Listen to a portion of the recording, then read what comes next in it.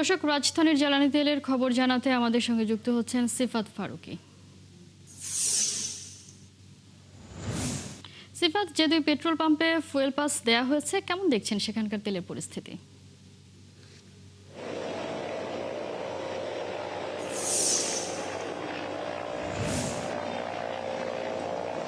আমরা সকাল থেকে এখানে এসে যেটি জানতে পেরেছি এখানে আমরা অনেকের সাথে কথা বলেছি।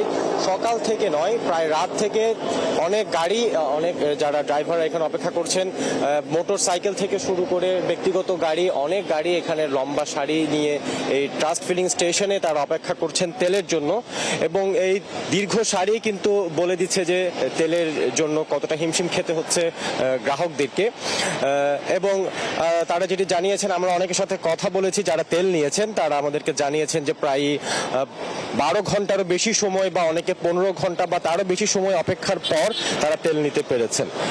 এবং আমাদেরকে যেটি তারা জানিয়েছেন যে এই কারণে তাদের কাজের এবং অনেকের অফিসের বা বিভিন্ন সবকিছুরই অনেক সমস্যা হচ্ছে, কারণ তেলের জন্য দীর্ঘ সময় অপেক্ষা করার কারণে তারা অনেক ভোগান্তি পোহাচ্ছেন।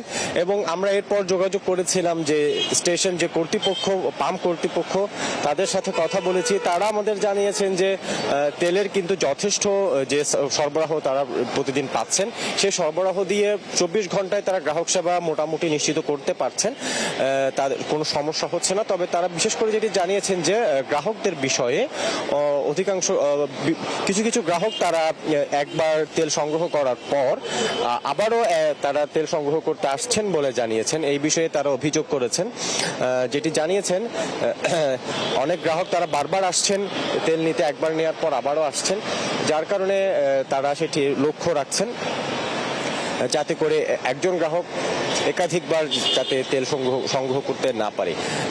এবং যে মোটরসাইকেল চালক যারা আছেন তারা, আমরা দেখতে পাচ্ছি তাদের যে একটি লম্বা লাইন রয়েছে এবং পাম্পের ঠিক বাইরে বেশ কয়েক সারিতেই আমরা গাড়ির দীর্ঘ সারি দেখতে পাচ্ছি।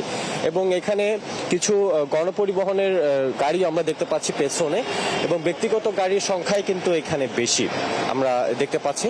এবং তেলের সরবরাহ অনুযায়ী যথেষ্ট যে সরবরাহ, সেই সরবরাহ অনুযায়ী পাম্প কর্তৃপক্ষ চেষ্টা করছেন যে গ্রাহকদের সেবা নিশ্চিত করতে।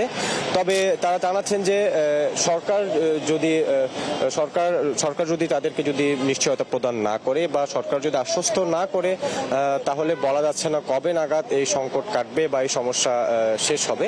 এবং গ্রাহকরা যেটি জানিয়েছেন যে অবিলম্বে যাতে এই সমস্যার সমাধান হয়, কারণ দীর্ঘ সময় অপেক্ষার কারণে তাদের কাজে বা বিভিন্ন সমস্যা হচ্ছে এবং শারীরিকভাবে অনেক কষ্ট হচ্ছে বলে তারা আমাদের জানিয়েছেন। আপনি খোঁজ খবর রাখতে থাকুন, আমরা নিশ্চয়ই পরবর্তীতে আবারও আপনার সাথে যুক্ত হব। দর্শক, রাজধানীর পেট্রোল পাম্পগুলোতে জ্বালানির খোঁজ খবর জানাচ্ছিলেন সহকর্মী সিফাত।